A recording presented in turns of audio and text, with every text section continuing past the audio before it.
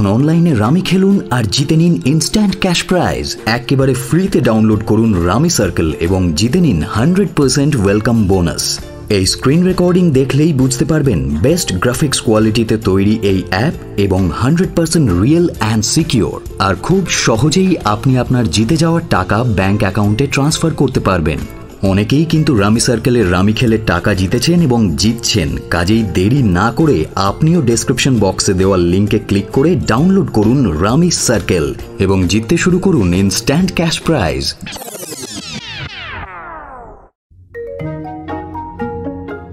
আজ আপনি শুনবেন পরশুরামের কাহিনী Gagan Chati, only on radio Milan 90.4 FM। রামজানির চরিত্রে মৌ, ভুবনেশ্বরীর ভূমিকায় সঙ্গীতা, গল্প পাঠে সায়ন, নাট্যরূপ দান চিন্ময়, পোস্টার ডিজাইনিং চিন্ময়, সমগ্র পরিচালনা এবং ধ্বনি পরিকল্পনা সায়ন। হাতিবাগানের দর্জি আবু বকর মিয়া আর তার বউ রামজানি বিবি সন্ধ্যের সময় পশ্চিম আকাশে ঈদের চাঁদ দেখছিল। হঠাৎ একটা অদ্ভুত জিনিস রামজানির নজরে পড়ল। সে তার স্বামীকে জিজ্ঞেস করল, ও মিয়া, আসমানের মধ্যেখানে ছোট্ট কাটারির মতো জলজল করছে, ওটা কি গো?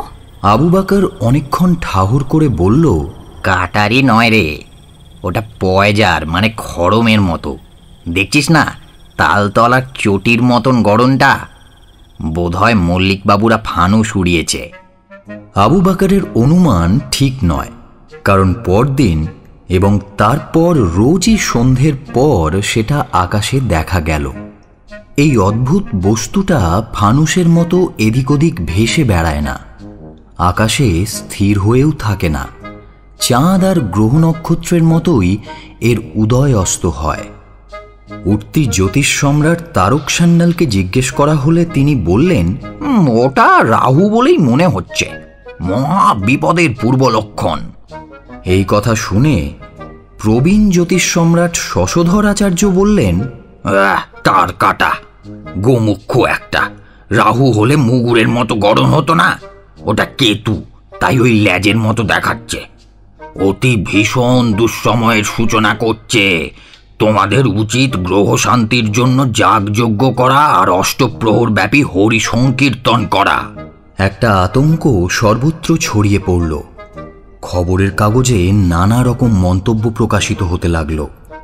একজন লিখলেন, বোধহয় উড়ন্ত চাকতি, ধাক্কা লেগে তেবড়ে গিয়ে চটি জুতোর মতো দেখাচ্ছে। আর একজন লিখলেন, নিশ্চয়ই ল্যাজ কাটা ধূমকেতু, সূর্যের আর একটু কাছে এলেই নতুন ল্যাজ গজাবে, তার ধাক্কায় পৃথিবী চুরমার হতে পারে। প্রবীণ হেড পণ্ডিত কুঞ্জবিহারী তলপা তার কাগজে লিখলেন, এই আকাশচারী ভয়ঙ্কর পাদুকা কোনো মহাপুরুষের, দেখিয়া মনে হয় বিদ্যাসাগর মহাশয়ের। মধ্যশিক্ষা পর্ষদের খামখেয়ালিপনা দেখিয়া সেই স্বর্গস্থ তেজস্বী মহাত্মার ধৈর্যচ্যুতি হইয়াছে, তাই তাহার এক পাটি খড়ম গগনতলে নিক্ষেপ করিয়াছেন। এই উড়ন্ত গগনচটি শীঘ্রই শিক্ষা পর্ষদের মস্তকে নিপাতিত হইবে। সরকার বিরোধী দলের অন্যতম মুখপাত্র বিরূপাক্ষ মণ্ডল লিখলেন, না, বিদ্যাসাগরের চটি নয়, তার সুর এত বড় ছিল না। এই আসমানি পয়জার হচ্ছে স্বর্গস্থ মনীষী ডক্টর মহেন্দ্রলাল সরকারের। যত সব মেডিকেল কলেজ আর হাসপাতালের কেলেঙ্কারি দেখে তিনি ক্ষেপে উঠেছেন। হাতের কাছে অন্য কোনো হাতিয়ার না পেয়ে এক পাটি চটি ছুঁড়ে মেরেছেন। কর্তারা হুঁশিয়ার। ভক্তকবি হেমন্ত চট্টরাজ লিখলেন, এই গগন চটি মানুষের নয়, এ হচ্ছে মূর্তিমান ঐশ্বরিক রোষ।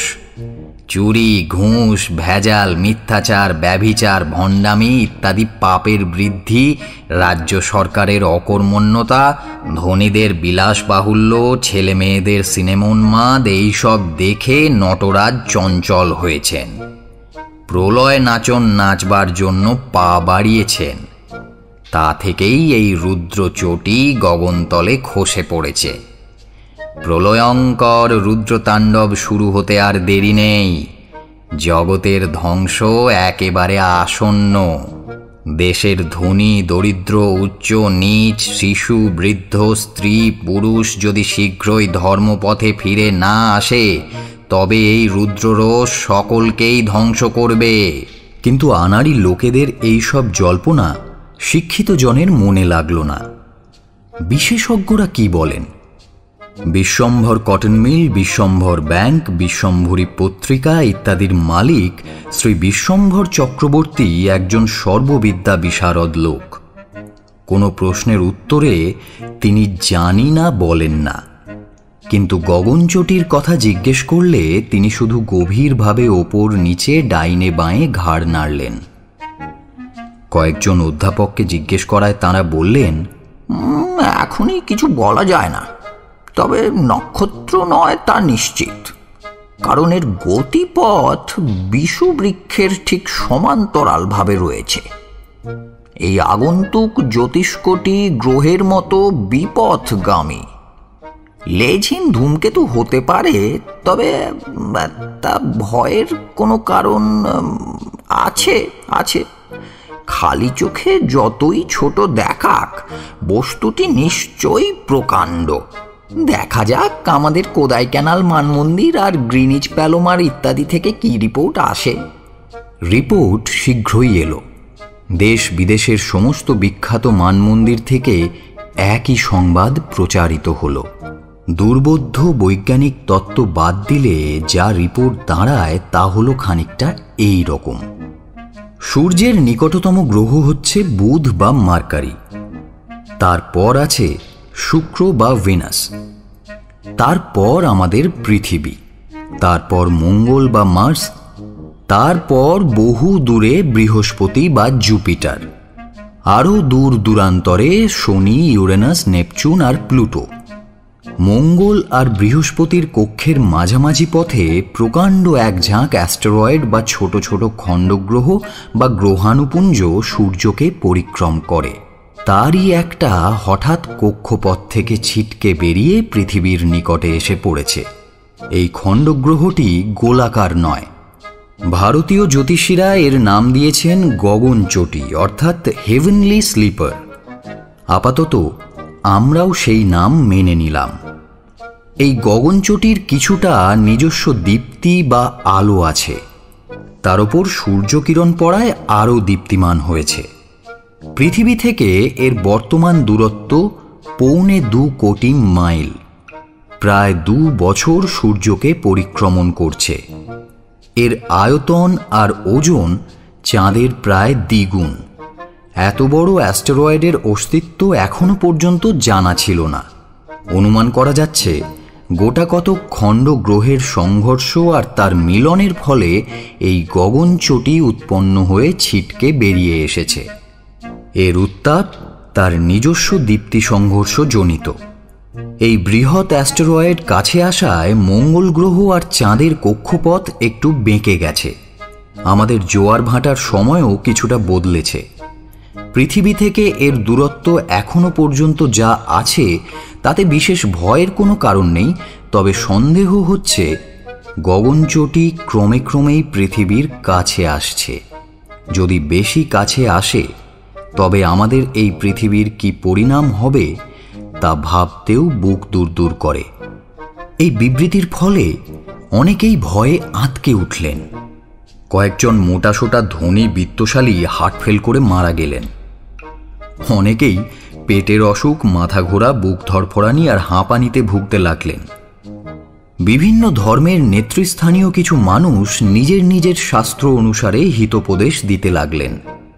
সাহিত্যিকরা উপন্যাস, কবিতা, রম্যরচনা প্রভৃতি বর্জন করে পরলোকের কথা লিখতে লাগলেন। কিন্তু বেশিরভাগ লোকের মনে দুশ্চিন্তা দেখা গেল না, বরং গগনচটির হুজুগে পাড়ায় পাড়ায় আড্ডা জমে উঠল। শেয়ার বাজারেও বিশেষ কোনো তেজিমন্দি দেখা গেল না, সিনেমা হলের ভিড়ও কমল না।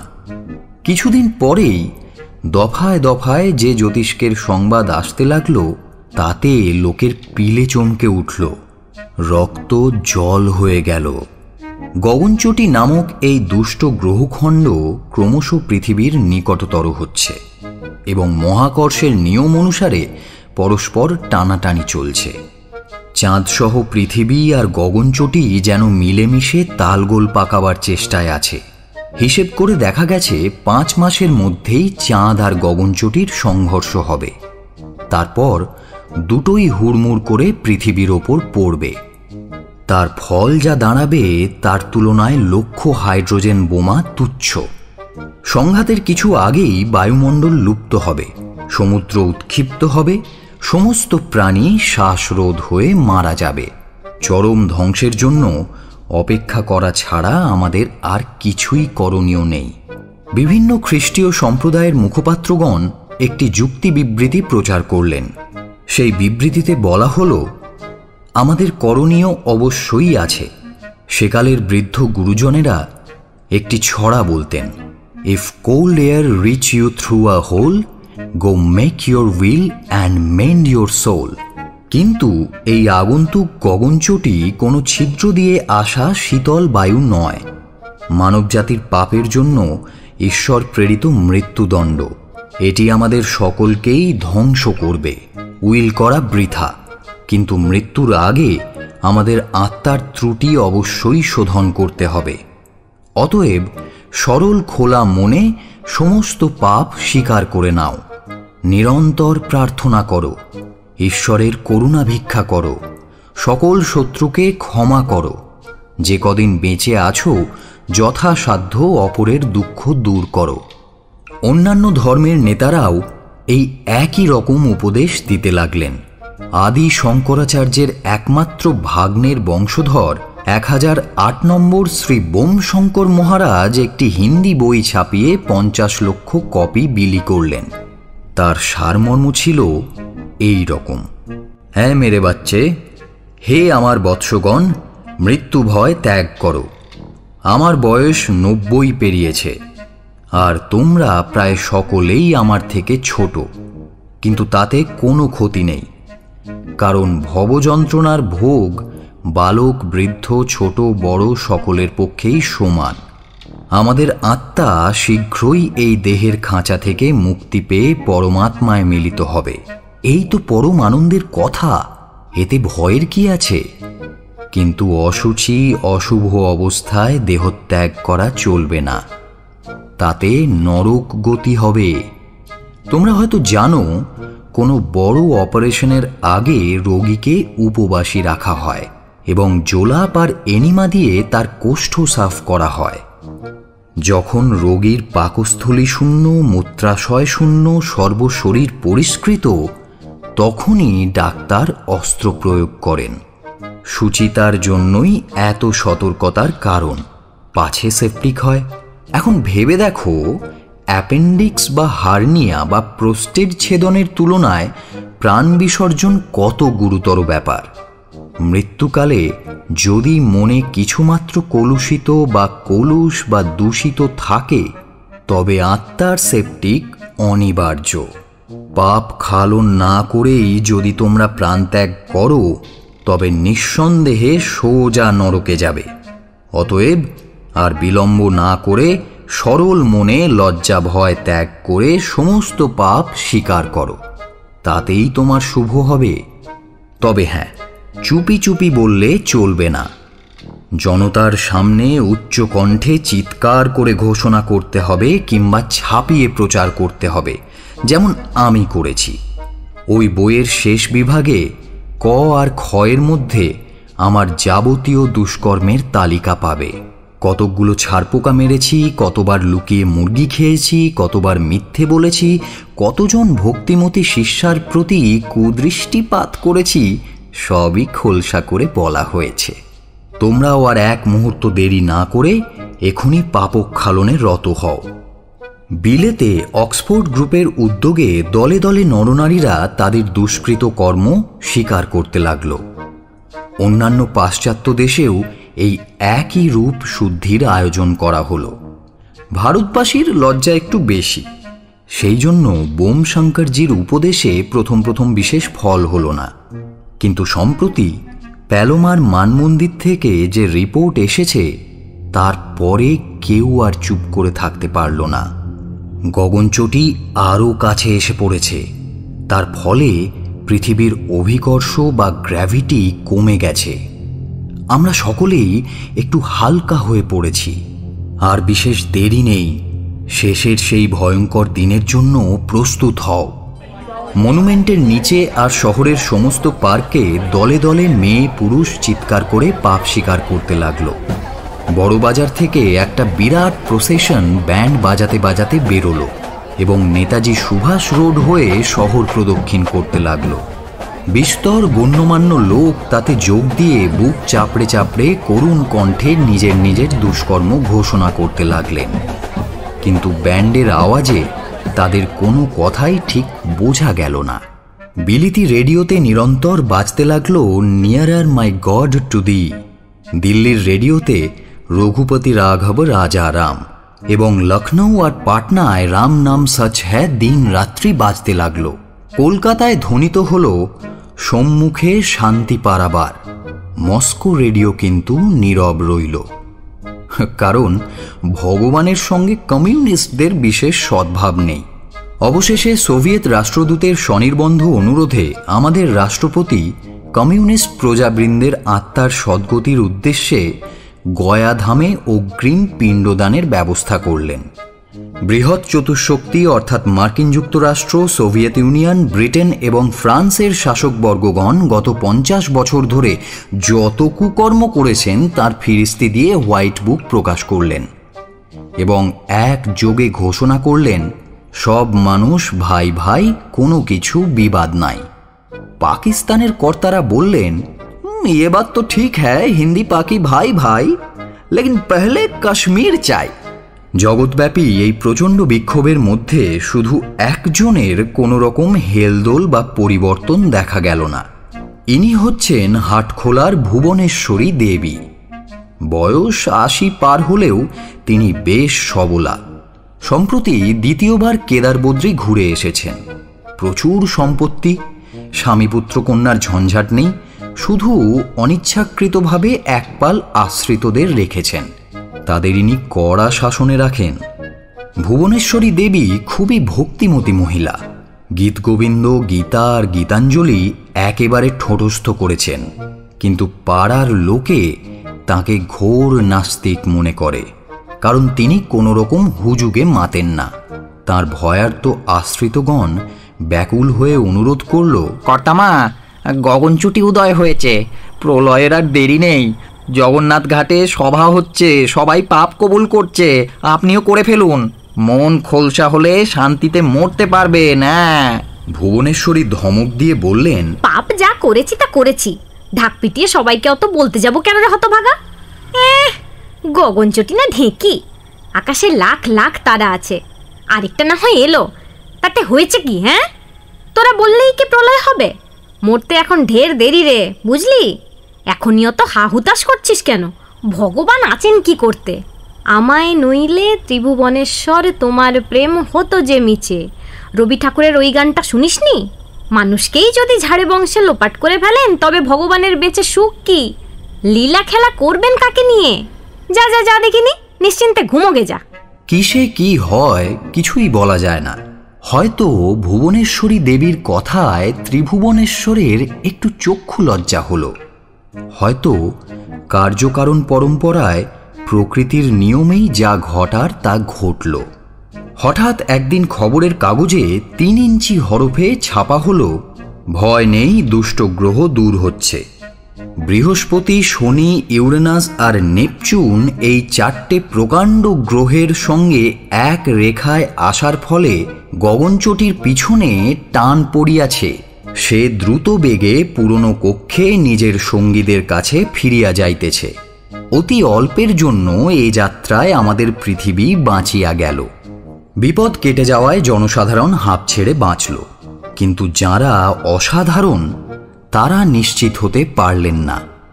দেশের হোমরা চোমরা মান্যগণ্য প্রতিনিধি স্থানীয় একটি দল দিল্লিতে গিয়ে প্রধানমন্ত্রীকে নিবেদন করলেন, হুজুর, আমরা তো বিস্তর দোষ কবুল করে ফেলেছি, এখন সামলাবো কি করে?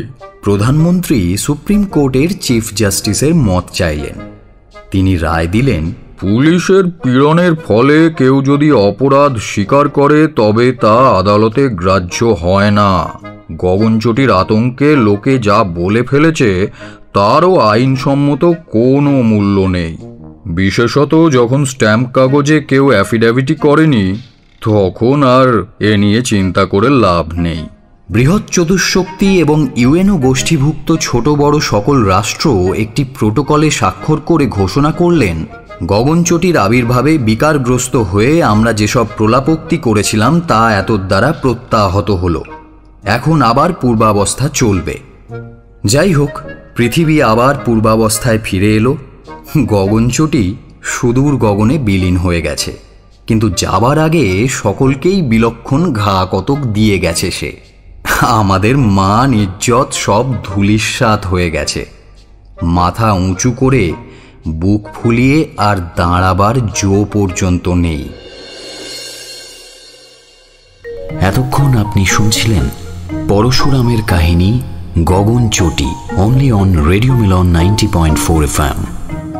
রামজানির চরিত্রে মৌ, ভুবনেশ্বরীর ভূমিকায় সঙ্গীতা, গল্প পাঠে সায়ন, নাট্যরূপ দান চিন্ময়, পোস্টার ডিজাইনিং চিন্ময়, সমগ্র পরিচালনা এবং ধ্বনি পরিকল্পনা সায়ন। শুনতে থাকুন রেডিও মিলন 90.4 FM।